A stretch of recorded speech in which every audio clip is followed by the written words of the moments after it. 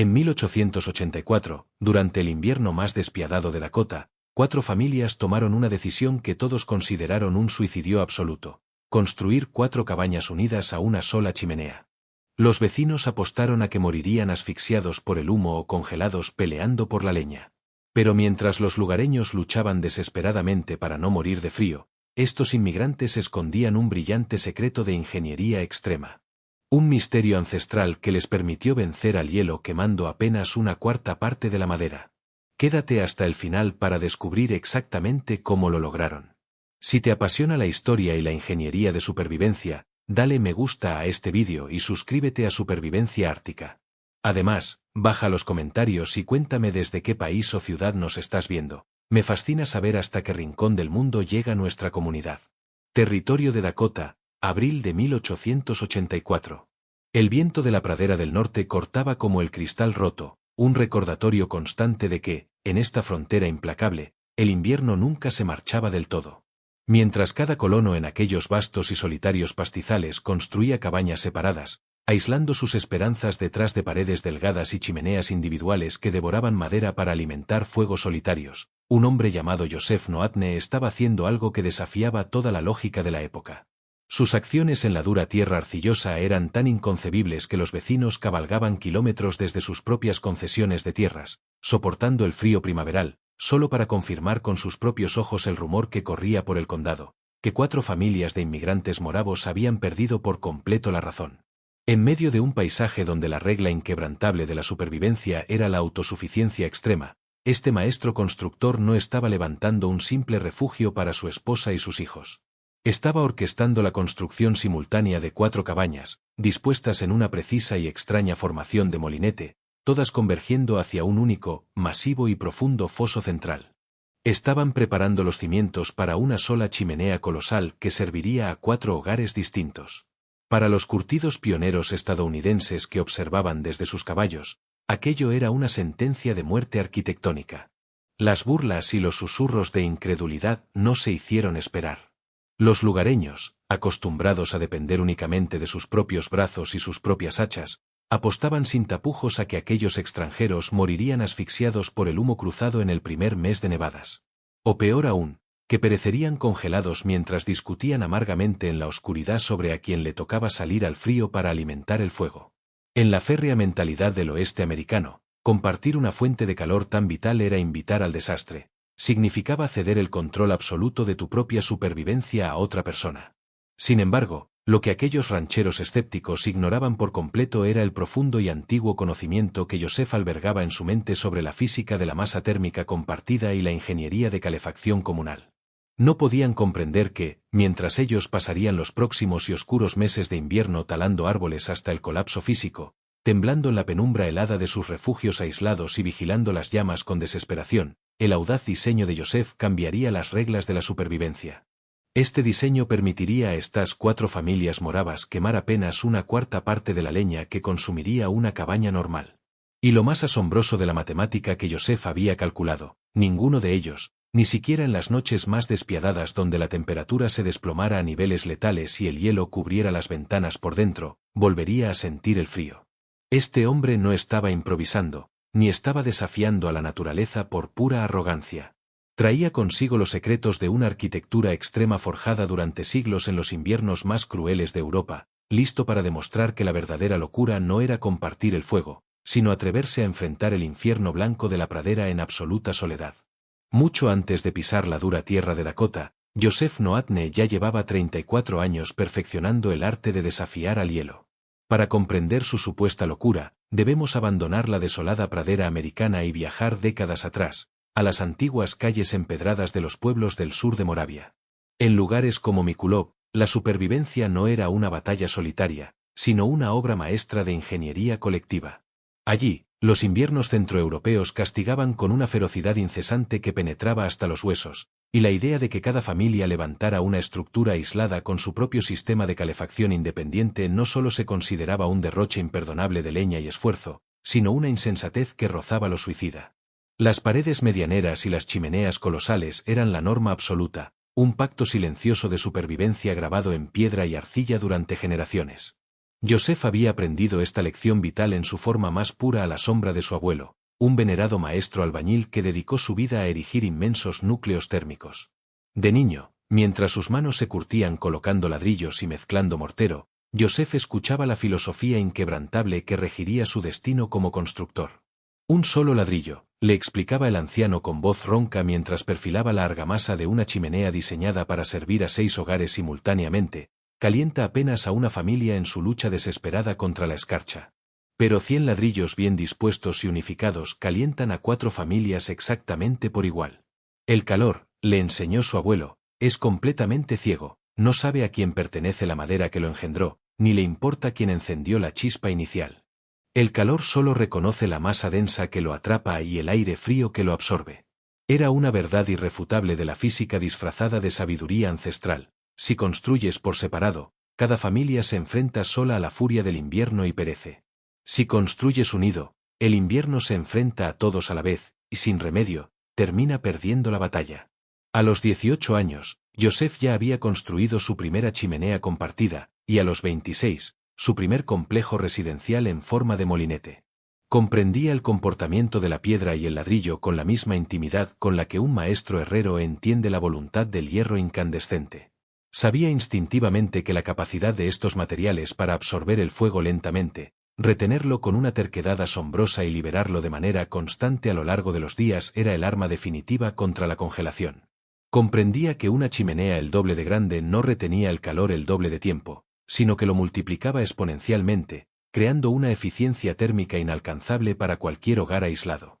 Esta profunda comprensión de la masa térmica trascendía la simple mampostería, era la esencia misma de su cultura. Compartían pozos profundos que abastecían a decenas de hogares, enormes hornos abovedados que cocían el pan de calles enteras y bodegas subterráneas que resguardaban la cosecha de toda una comunidad. Sabían que ciertos recursos multiplicaban su poder cuando se unían. Con este invaluable legado arquitectónico corriendo por sus venas, Joseph no estaba experimentando en Dakota, simplemente estaba a punto de desatar siglos de perfección en ingeniería extrema sobre un paisaje que aún no había aprendido a sobrevivir. Cuando la persecución y la asfixia económica empujaron a las familias moravas hacia el oeste en la década de 1880, Joseph se unió a la Gran Migración, trayendo consigo el peso incalculable de su herencia. Tras estudiar detalladamente las prósperas comunidades moravas de Pensilvania y Carolina del Norte, donde las inmensas casas de congregación ya demostraban en el Nuevo Mundo el triunfo indiscutible de la calefacción comunal, el destino lo empujó hacia una frontera mucho más salvaje y hostil. En 1883, el implacable territorio de Dakota abrió nuevas tierras vírgenes para los colonos. Joseph, visualizando un futuro inquebrantable, organizó a 3 familias de su región natal, la de su primo Václav, la de su amigo František y la del joven carpintero Antonine. Presentaron reclamaciones de tierras adyacentes en el condado de Yankton, jurando construir unidos lo que ningún hombre podría forjar solo a la intemperie. Sin embargo, intimidados por la inmensidad de la pradera y la urgencia del clima que se avecinaba, cometieron un error táctico casi letal, sucumbieron a la tradición local. En lugar de confiar en la sólida geometría de piedra de sus antepasados, adoptaron la costumbre americana y levantaron 4 precarias casas de tepe, estructuras de tierra y hierba completamente separadas entre sí, para intentar sobrevivir a su primer invierno. Fue una decisión que casi quiebra sus espíritus de manera irreversible. Aquel primer invierno en Dakota no fue simplemente una estación fría, fue un asedio psicológico y físico diseñado para aniquilarlos. Las familias que habían compartido el calor de los hornos y las paredes en los valles de Moravia ahora se encontraban trágicamente divididas, tiritando de forma independiente en la vasta llanura congelada. El viento aullante de la pradera poseía una crueldad metódica, encontrando cada grieta microscópica en aquellos refugios dispersos, drenando el calor humano mucho más rápido de lo que cualquier fuego podía reponerlo. La supervivencia diaria se redujo a una matemática brutal y monótona. Cada familia libraba una guerra solitaria y desesperada contra el hielo, alimentando pequeñas chimeneas ineficientes que devoraban las reservas de madera con una voracidad insaciable. El agotamiento de talar y cortar troncos a temperaturas bajo cero se sumaba a la tortura silenciosa de las noches en vela. Los padres se turnaban en la oscuridad, con los ojos enrojecidos por el humo y la privación del sueño, sabiendo perfectamente que dejar morir las llamas significaba despertar en un ataúd de escarcha. El frío no solo congelaba el agua en los cubos, congelaba el espíritu, aislaba a los viejos amigos y consumía la esperanza hasta dejarla en cenizas. Fue a principios de marzo, mientras los primeros indicios de la primavera intentaban inútilmente ablandar el suelo petrificado, cuando Joseph reunió a las familias en la intemperie. Observó sus rostros demacrados, sus manos agrietadas y el terror residual en los ojos de los niños. La revelación fue absoluta y tajante. Les dijo con voz firme que se habían olvidado de Mikulov. Habían traicionado la ingeniería de supervivencia que sus abuelos perfeccionaron durante siglos, derramando sudor en el viejo continente. Al construir separados, se estaban rindiendo por separado. Estaban alimentando 4 fuegos débiles y desesperados donde un solo núcleo térmico habría gobernado el invierno con facilidad. Habían adoptado la insensatez americana, confundiendo el aislamiento paralizante con la verdadera independencia. En ese mismo instante, sobre la tierra escarchada, Joseph juró que jamás volverían a ser víctimas del individualismo arquitectónico. Era el momento exacto de invocar el poder inquebrantable de la masa y la piedra. Joseph extendió sus cuidadosos bocetos sobre una tosca mesa de madera, alisando los bordes arrugados bajo la pálida y fría luz de la primavera. Las 4 familias se agruparon a su alrededor en silencio, con los rostros aún marcados por el profundo agotamiento del invierno, observando un plano que desafiaba todo lo que la frontera americana consideraba lógico. El dibujo sobre el papel mostraba 4 cabañas dispuestas en una perfecta formación de molinete, como las aspas de un molino, girando en torno a un único y colosal núcleo central. Cada vivienda mantendría su propia puerta hacia el exterior, sus propias ventanas enfrentando la inmensidad de la pradera y su absoluta privacidad familiar. Sin embargo, la genialidad del diseño radicaba en que el corazón de las 4 estructuras convergería en un solo punto vital, una inmensa columna de piedra y ladrillo de casi 4 metros de ancho y 15 toneladas de peso. Este masivo núcleo térmico se asentaría exactamente en el vértice donde las 4 esquinas interiores se unían. Eran 4 familias y 4 cámaras de combustión totalmente independientes, unidas por un solo corazón de mampostería. Con una voz impregnada de convicción y urgencia, Joseph comenzó a desentrañar la profunda física que sustentaba su plano. Les explicó que, bajo este sistema, cuando una sola familia encendiera su fuego al amanecer, el calor no se escaparía inútilmente por una chimenea de paredes delgadas hacia el cielo gélido de Dakota. En cambio, el fuego lamería la piedra, y esa densa estructura central absorbería la energía, irradiándola gradualmente hacia las 4 viviendas de forma simultánea. Y cuando las 4 familias alimentaran sus respectivos fuegos de manera coordinada, aquella mole de mampostería acumularía tal cantidad de energía térmica que mantendría un calor radiante y constante durante días enteros, mucho después de que la última brasa se hubiera reducido a cenizas. Era una lección magistral sobre la termodinámica aplicada a la supervivencia extrema. Joseph detalló el principio matemático implacable que los ingenieros modernos tardarían décadas en cuantificar: la masa térmica se escala con el volumen, no con el área de superficie. Si construyes una chimenea el doble de ancha, no retiene el calor el doble de tiempo, sino 4 veces más, porque el volumen crece de forma exponencial y masiva. Frente al asombro de sus compañeros, Joseph les recordó la máxima de su abuelo en los duros inviernos de Mikulov. 100 ladrillos concentrados en un núcleo central calientan a 4 familias con una eficiencia devastadora, mientras que esos mismos ladrillos divididos en cabañas aisladas apenas retrasan la congelación. El secreto no residía en talar más árboles ni en generar llamas más altas, sino en capturar cada grado de temperatura con una eficiencia monumental. La piedra y la arcilla actuarían como una batería inagotable, absorbiendo la furia del fuego lentamente para luego devolverla en forma de un escudo cálido e inquebrantable que neutralizaría por completo las mortales heladas nocturnas. Francisx, con su mente de herrero acostumbrada a los metales al rojo vivo, comprendió la transferencia de calor al instante. Su propia leña calentaría a la familia vecina mientras estos dormían, y viceversa. No hubo necesidad de debates ni dudas entre ellos. Habían crecido bajo esta misma doctrina arquitectónica y conocían perfectamente la ley fundamental que Joseph estaba invocando sobre aquella mesa de madera. Compartir la fuente del calor no era dividir los recursos, sino multiplicar su fuerza hasta volverlos absolutamente invencibles frente al invierno. La noticia de la colosal excavación no tardó en extenderse como un reguero de pólvora por las áridas llanuras del condado de Yanton. En una tierra donde cada hombre era una isla, la idea de un esfuerzo comunal de tal magnitud resultaba profundamente perturbadora para los colonos locales. A las pocas semanas, Emmett Crawford, un ranchero estadounidense cuyas tierras colindaban al sur, cabalgó hasta el asentamiento en una fría tarde de miércoles. Crawford era la encarnación viva del espíritu fronterizo, un hombre curtido, forjado en la creencia absoluta de que la independencia estricta era el único camino hacia la supervivencia. Lo que encontró al llegar lo dejó atónito. 4 familias enteras, cubiertas de barro y sudor, cavaban frenéticamente un inmenso foso central, mientras las esquinas de 4 pequeñas cabañas comenzaban a levantarse a distancias equidistantes a su alrededor. Desde su montura, mirando hacia abajo con una mezcla de lástima y burla, Crawford alzó la voz por encima del ruido de las palas. Le advirtió a Joseph que en el pueblo ya se hablaba de la locura de los extranjeros. Para la mente de un ranchero que alimentaba su propio fuego en soledad, compartir una chimenea entre 4 familias era una receta garantizada para la tragedia. Con la crudeza típica del oeste, le enumeró los desastres inminentes. ¿Qué pasaría cuando el humo de un hogar invadiera la sala del otro, asfixiando a los niños en sus camas?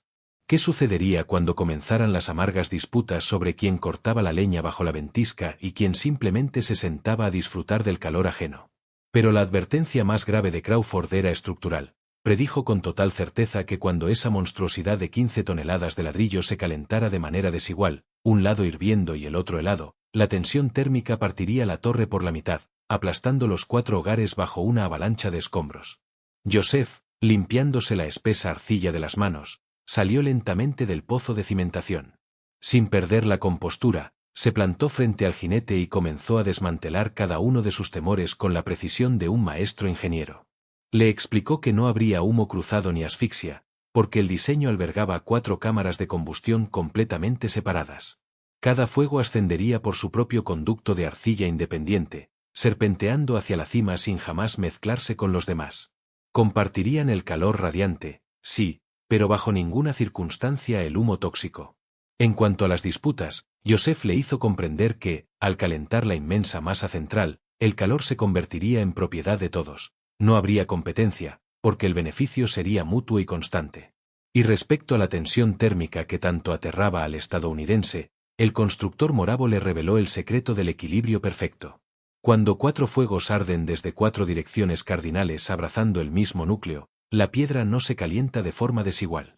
La estructura absorbe la energía de manera uniforme, distribuyendo la carga térmica de forma perfecta a lo largo de su volumen. El estrés térmico no destruiría la chimenea, la estabilizaría. Crawford, incapaz de abandonar su arraigado individualismo, tiró de las riendas de su caballo, sentenciando que aquel experimento sería su propia tumba. Mientras el ranchero se alejaba cabalgando, convencido de que la independencia era la única virtud válida, Joseph volvió a la fosa, sabiendo que la implacable física de Moravia pronto le enseñaría a América una lección inolvidable. La primera semana de mayo trajo consigo el inicio de un esfuerzo físico casi sobrehumano.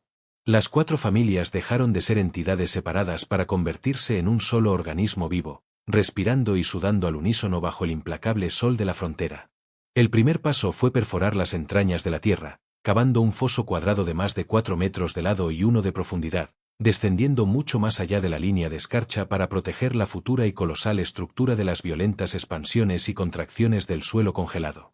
Tras localizar un yacimiento de arcilla pura a 12 kilómetros al sur, iniciaron caravanas incesantes de carretas, agotando a los caballos y a los hombres para transportar toneladas de material pesado de vuelta al asentamiento. Francisx, con sus manos de herrero acostumbradas a dictar la forma del acero, fabricó los moldes con una precisión matemática. Cada bloque debía tener dimensiones exactas para garantizar la máxima absorción térmica y una integridad estructural a prueba de terremotos. Durante todo el mes de junio, hombres, mujeres y niños se arrodillaron en el fango, moldeando a mano más de 12.000 ladrillos.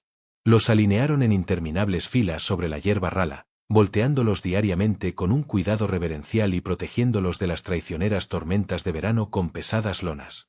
Joseph asumió el papel de un implacable director de obra, inspeccionando cada lote con una mirada clínica y severa. Cualquier ladrillo que mostrara la más mínima fisura o una densidad irregular era descartado y triturado sin piedad. Este gigantesco corazón térmico solo funcionaría si cada fragmento de tierra cocida rozaba la perfección absoluta. Entre julio y agosto, el monolito comenzó a alzarse majestuosamente desde el fondo del pozo. Capa tras capa, los ladrillos se asentaban sobre una gruesa argamasa de arcilla mezclada con cal, elevando muros impenetrables que alcanzaban casi 1 metro de espesor en su base sólida. Pero la verdadera y brillante genialidad de esta fortaleza no estaba en su tamaño, sino en la intrincada red que se ocultaba en su interior. En los 4 puntos cardinales de la torre central, Joseph construyó 4 cámaras de combustión masivas y completamente independientes, abriendo sus fauces oscuras hacia el espacio donde pronto se levantarían las cabañas. A partir de esas bocas, la ingeniería se transformaba en un asombroso laberinto vertical. Joseph revistió los 4 conductos internos con baldosas lisas de arcilla refractaria y trazó su ruta en un calculado patrón en espiral.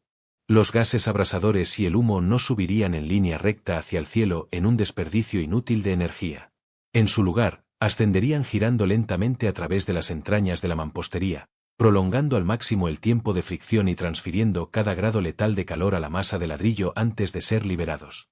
Cada canal era absolutamente hermético, garantizando que los gases tóxicos de una familia jamás invadieran el hogar de la otra. Finalmente, mientras la gran chimenea coronaba la estructura, levantaron las paredes de madera de las 4 viviendas a su alrededor. No habría aislamiento en las esquinas interiores. En su lugar, el cálido ladrillo desnudo del núcleo compartido formaría la pared principal de cada sala de estar, listo para latir con fuego. Para finales de septiembre, el prodigio arquitectónico se alzaba completo sobre la pradera dorada.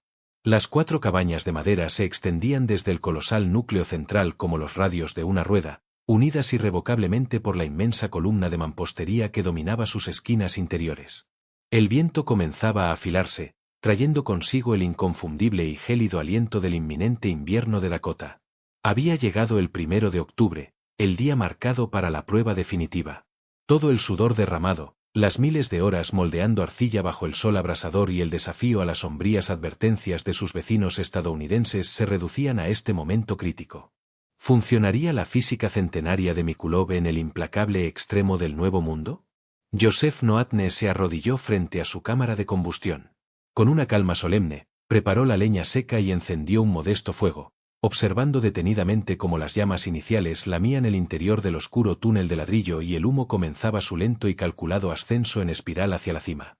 Mientras tanto, en las otras 3 cabañas, un silencio tenso y profundamente expectante lo dominaba todo. Václav, František, Antonine y sus respectivas familias aguardaban en sus hogares, envueltos por el aire frío del otoño. Sus propias cajas de fuego permanecían vacías, oscuras y silenciosas. No había llamas, ni rastro de brasas. Sus ojos estaban clavados en la enorme pared de ladrillo desnudo que formaba la esquina principal de sus salas de estar, la masa impenetrable que lo separaba del fuego de Joseph. Los primeros 30 minutos transcurrieron con una lentitud agonizante. La torre de 15 toneladas era una bestia fría y dormida, obstinada y reacia a despertar. La duda, sutil y corrosiva, amenazaba con infiltrarse en las mentes de quienes esperaban en la penumbra. ¿Acaso la masa era demasiado inmensa para el clima americano? ¿Podría el fuego de un solo hombre ser trágicamente insuficiente para penetrar semejante fortaleza de arcilla?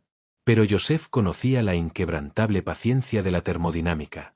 Sabía que el calor estaba viajando en ese mismo instante, abriéndose paso milímetro a milímetro a través de la densa estructura, saturando el núcleo profundo antes de ofrecer sus frutos al exterior.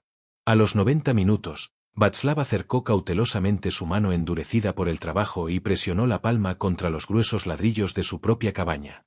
Un escalofrío de absoluto asombro le recorrió la espalda. La humedad helada de la piedra había desaparecido por completo, siendo reemplazada por una temperatura distinta, una calidez tenue pero innegable que parecía latir desde el interior del muro. 3 horas después de que Joseph encendiera aquella única chispa aislada, el triunfo de la ingeniería extrema se consumó frente a sus ojos. Las 4 familias reportaron un aumento palpable en la temperatura de sus habitaciones. La densa pared irradiaba un confort suave, firme y constante, calentando el aire a su alrededor sin que 3 de esas familias hubieran consumido un solo leño. Esa misma tarde, Joseph reunió a los hombres y mujeres maravillados en el patio central, bajo la imponente silueta de la chimenea de la que solo emergía una solitaria columna de humo gris. Mirando los rostros por fin iluminados por la certeza y el alivio, pronunció las palabras que justificaban cada ampolla en sus manos. La masa conduce, un fuego abriga 4 hogares. Comprendieron entonces que cuando el verdadero infierno blanco cayera sobre ellos y las 4 cámaras ardieran al unísono, aquella fortaleza almacenaría tal magnitud de energía que podrían dormir tranquilos mientras la pradera se congelaba. La tradición ancestral y la física pura, finalmente, se habían fundido en una sola e inquebrantable armadura. A medida que los días se acortaban y el implacable otoño de Dakota teñía la pradera de un marrón marchito, la curiosidad en el condado de Yanton mutó hacia una fascinación casi morbosa. A finales de octubre, un nuevo visitante llegó al campamento de los moravos. Lars Anderson, un robusto granjero danés cuyas tierras se encontraban a 8 kilómetros al este, desmontó de su caballo con una mirada escrutadora. A diferencia del estadounidense Emmett Crawford, Anderson no albergaba dudas sobre la viabilidad de la piedra. En Dinamarca, su pueblo llevaba generaciones sobreviviendo a los gélidos vientos del Báltico gracias a pesadas estufas de mampostería cerámica que atrapaban el calor durante horas. Él comprendía perfectamente el lenguaje del ladrillo caliente. Su escepticismo, sin embargo, era mucho más oscuro y profundo. Anderson no desconfiaba de la física de Joseph Noatne, desconfiaba de la naturaleza humana. De pie en el patio central, flanqueado por las 4 cabañas que convergían hacia el monolito de arcilla, el danés planteó la pregunta que amenazaba con derrumbar todo el proyecto. Señaló la imponente chimenea y le preguntó a Joseph cómo evitarían el colapso, no estructural, sino social. ¿Qué sucedería cuando la codicia o la pereza se infiltraran en el grupo? ¿Qué pasaría si una familia decidía no quemar un solo leño en todo el día, absorbiendo como parásitos el calor generado por el sudor y la madera de sus vecinos? Si el fuego no se alimentaba equitativamente, la masa térmica se desequilibraría, fluyendo el calor hacia el lado inactivo y castigando a quienes más trabajaban. Para el curtido colono danés, atar la supervivencia de tu propia sangre a la voluntad y disciplina de otras 3 familias no era un acto de genialidad arquitectónica, sino una temeridad que rozaba lo suicida. La respuesta de Joseph fue tan inquebrantable como los pesados cimientos que había cavado. Con la serenidad de quien conoce verdades antiguas, le reveló a Anderson un cronograma de fuego meticulosamente diseñado. No habría caos, ni competencia, ni margen para el egoísmo.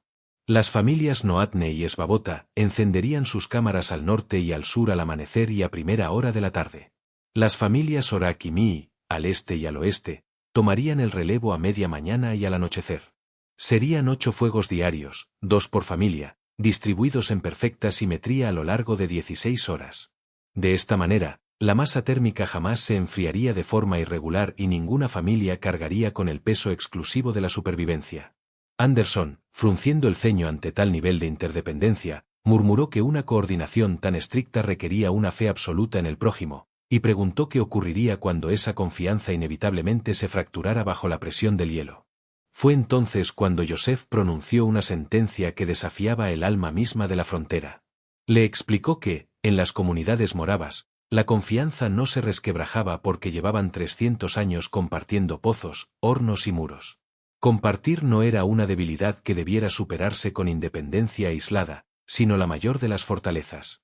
La verdadera integridad estructural de aquella chimenea de 15 toneladas no residía en la calidad del mortero, sino en el pacto inquebrantable de 4 familias que se negaban a dejarse morir.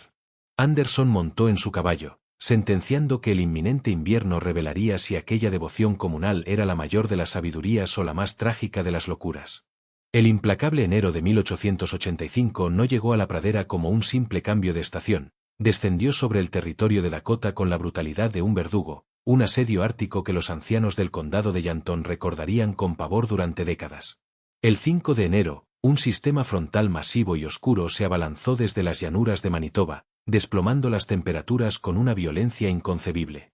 Lo que había comenzado como una mañana helada pero manejable de menos 13 grados centígrados, se transformó rápidamente en un infierno blanco.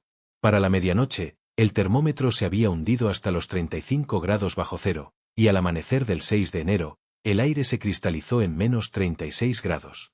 Sin embargo, la verdadera pesadilla comenzó la mañana del 9 de enero, cuando la estación meteorológica frente a la oficina de tierras en Yanton registró la asombrosa y letal temperatura de menos 39 grados centígrados, mientras ráfagas de viento aullante de 40 km por hora barrían la nieve como metralla.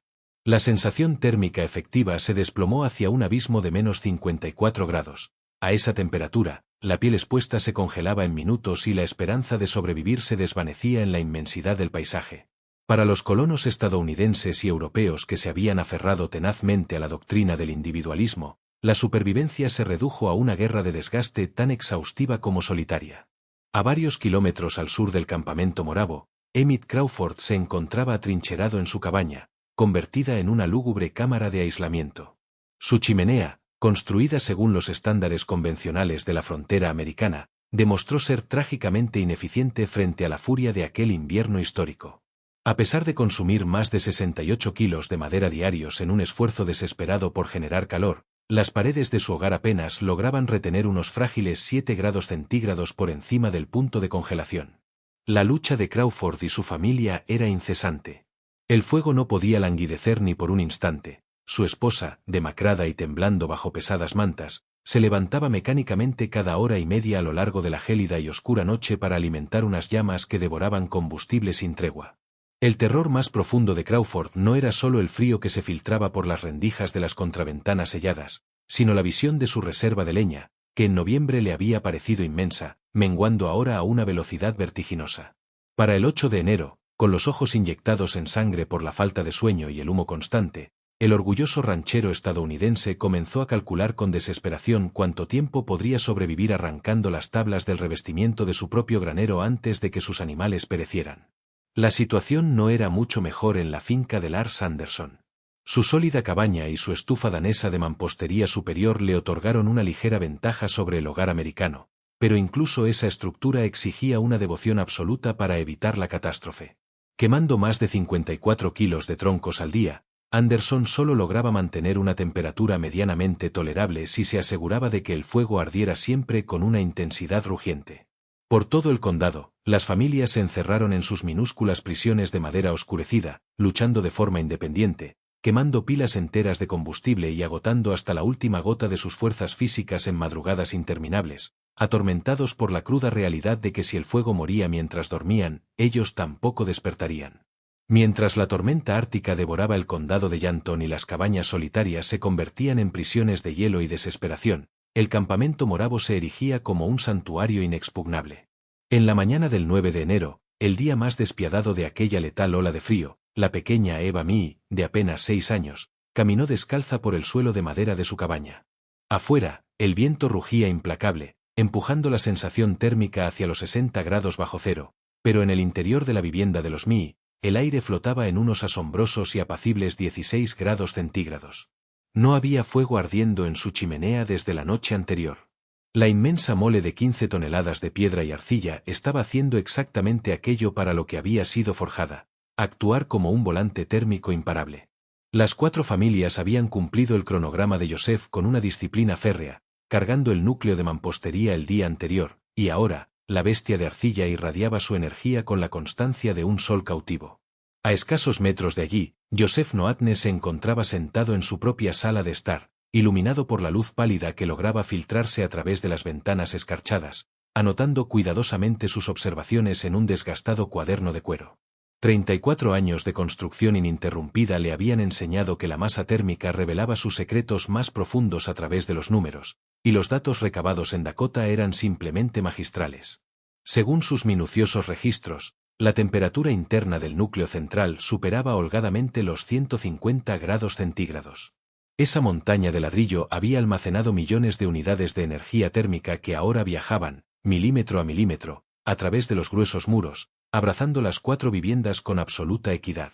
Las paredes desnudas en cada sala de estar mantenían una temperatura superficial cercana a los 50 grados, un calor radiante, pesado y continuo que repelía el asedio del invierno con una facilidad abrumadora. Sin embargo, la verdadera victoria, la estadística irrefutable que habría destrozado las firmes creencias de cualquier ranchero estadounidense, yacía silenciosa en la pila de leña. Joseph calculó con precisión que cada una de las 4 familias moravas estaba quemando escasamente 18 kilos de madera al día. En total, las 4 cabañas combinadas consumían 72 kilos, prácticamente la misma cantidad de combustible que Emmett Crawford quemaba en agonizante soledad para intentar, sin éxito, calentar su miserable y helado refugio. Estaban utilizando una cuarta parte de los recursos de un colono tradicional, obteniendo a cambio una calidez que a los ojos americanos parecería brujería.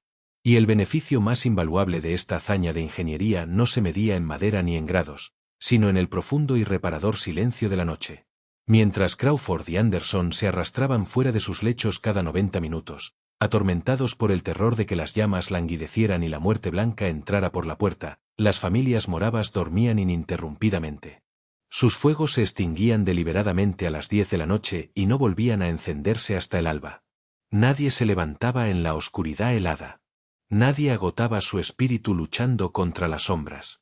Los niños descansaban plácidamente, ajenos a la masacre ambiental que ocurría al otro lado de los frágiles cristales. La piedra no necesitaba vigilancia nocturna, absorbía el esfuerzo cooperativo de las familias durante el día y les devolvía, cada madrugada, el sagrado regalo de la paz y el calor. Cuando la furia implacable de la tormenta ártica finalmente se quebró, dejando a su paso un paisaje blanco y petrificado bajo el pálido sol de la mañana, Emmett Crawford ensilló su caballo con manos temblorosas. Era el fantasma de un hombre. Sus ojos estaban hundidos en cuencas oscuras, su piel estaba grisácea por la prolongada privación del sueño y sus músculos se sentían consumidos por la guerra incesante de alimentar un fuego solitario que jamás logró vencer verdaderamente al frío. Cabalgó hacia el asentamiento moravo con un nudo asfixiante en el estómago, convencido de que encontraría un sepulcro de madera y hielo. En su mente, estrictamente dictada por la lógica fronteriza estadounidense, 4 familias que dependían de una sola chimenea durante la peor helada de la década no tenían la más mínima posibilidad de sobrevivir. Se preparó mentalmente para la macabra y silenciosa tarea de recuperar cuerpos congelados. Sin embargo, lo que encontró al acercarse al patio central lo dejó absolutamente paralizado en su montura. No había un silencio de muerte en la pradera. Había vida, movimiento y normalidad. Los niños corrían por la nieve, abrigados pero llenos de energía, sus voces resonando nítidas en el aire cristalino. Y allí, alzándose majestuosamente junto a las 4 cabañas intactas, se encontraba la prueba más humillante para el orgullo del ranchero, una inmensa pila de leña, vasta, ordenada y apenas mermada por los días de asedio. Crawford desmontó con torpeza, sintiendo el peso aplastante de su propia arrogancia mientras Joseph Noatne salía a recibirlo al exterior. El constructor moravo no mostraba ningún signo de agotamiento, sus ojos eran claros, su postura reflejaba la tranquilidad de quien ha dormido 8 horas ininterrumpidas. El estadounidense, incapaz de articular el caos ideológico que invadía su mente, solo pudo pedirle con voz ronca y quebrada que le explicara cómo diablos aquello era posible. Joseph no respondió con discursos de superioridad, sino con la evidencia irrefutable de la física. Lo guió primero al interior de su propia cabaña, donde un modesto fuego de abedul ardía lentamente. Luego, en absoluto silencio, lo condujo a través del patio nevado hasta la vivienda vecina de la familia Orac. Al cruzar el umbral, Crawford fue recibido por un aire profundo y reconfortante que rondaba unos apacibles 16 grados centígrados. Miró instintivamente hacia la caja de fuego. Estaba oscura, limpia y completamente fría. Su rotación matutina de leña no comenzaría hasta dentro de 2 horas. Desafiando todo lo que creía saber sobre el aislamiento y la supervivencia, el curtido ranchero extendió una mano temblorosa, con los nudillos agrietados por el hielo, y presionó la palma desnuda contra la imponente pared de ladrillo que dominaba la esquina de la sala. El calor que penetró instantáneamente en su piel no era el ardor efímero y agresivo de una llama abierta. Era una calidez pesada, antigua y constante, una inmensa reserva de energía transferida a través de 15 toneladas de piedra sólida desde un fuego que ardía a metros de distancia, alimentado por un hombre que, sin pedir nada a cambio, le estaba regalando confort a su vecino. En ese preciso instante, sintiendo el pulso térmico inagotable de la pared, el dogma profundamente individualista de Crawford se hizo pedazos. Comprendió con brutal y avergonzada claridad la gran falacia de su propia cultura. Mientras él había librado una batalla aislada, aterradora y al borde de la muerte por mantener una ilusión de independencia absoluta, estas familias habían dormido plácidamente, amparadas por la confianza mutua y una ingeniería inmensamente superior. La verdadera locura, se dio cuenta Crawford mientras retiraba lentamente la mano del ladrillo radiante, nunca fue construir 4 casas alrededor de un fuego compartido. La locura imperdonable, la que casi asesina a su propia esposa e hijos, había sido la soberbia americana de creer que un hombre debía enfrentar la furia de la naturaleza completamente solo. El brutal invierno de 1885 no solo forjó un respeto inquebrantable por la ingeniería morava, sino que reescribió las reglas de la supervivencia en el territorio de Dakota. Antes de que cayera la primera nevada del año siguiente, el solitario paisaje comenzó a transformarse irrevocablemente. Emmett Crawford, el hombre que alguna vez había cabalgado para burlarse de aquella supuesta locura extranjera, convenció a 3 rancheros vecinos para levantar su propia formación en Molinete, uniendo sus destinos alrededor de un nuevo núcleo central de mampostería. Lars Anderson organizó a 4 familias danesas, adaptando magistralmente el diseño de Joseph para integrar sus tradicionales estufas de cerámica en la estructura compartida. La implacable física de la masa térmica no distinguía nacionalidades ni orgullos, demostró ser una verdad universal. En pocos años, casi una decena de estas fortalezas comunales se alzaron desafiantes a lo largo del condado de Llanton. Erradicaron para siempre el suplicio de las vigilias nocturnas y redujeron a una fracción el extenuante consumo de madera. Pero el impacto más profundo de esta revolución arquitectónica no fue simplemente térmico, fue profundamente humano. El aislamiento aplastante y enloquecedor de la pradera americana se desvaneció. Las familias que antes luchaban y temblaban en absoluto silencio ahora compartían herramientas, celebraciones en los patios nevados y el reconfortante abrazo de una chimenea que les pertenecía a todos por igual. Aquel prodigio original de 15 toneladas de piedra y arcilla resistió los embates más feroces del clima y el paso del tiempo durante 47 inviernos ininterrumpidos. No fue hasta 1931, cuando el avance de la modernidad y la comodidad de la calefacción central hicieron innecesario el esfuerzo comunal, que el nieto de Joseph finalmente desmanteló las viejas cabañas de madera. Sin embargo, mientras derribaba aquel colosal monumento a la supervivencia, el hombre se detuvo en medio de los escombros polvorientos. Con inmenso respeto, extrajo un solo ladrillo del antiguo núcleo central. Era un pesado rectángulo de arcilla, oscurecido casi hasta la negrura por décadas incesantes de fuego, humo y vida compartida, que, al tacto de sus manos desnudas, aún parecía conservar un tenue y fantasmal rastro de calor en su interior. Ese bloque oscuro descansó desde entonces sobre la repisa de una casa moderna como un testamento silencioso, la prueba tangible de lo que 4 familias lograron cuando todo un país les aseguró que perecerían. La verdadera y más profunda lección de Mikulov nunca se trató únicamente de retener el fuego contra la tormenta. Nos enseñó de manera magistral que el calor siempre pertenece a la comunidad que tiene el valor de engendrarlo, que el aplastante peso del invierno se vuelve liviano cuando se sostiene sobre muchos hombros, y que la piedra recuerda eternamente la energía que la llama le entrega.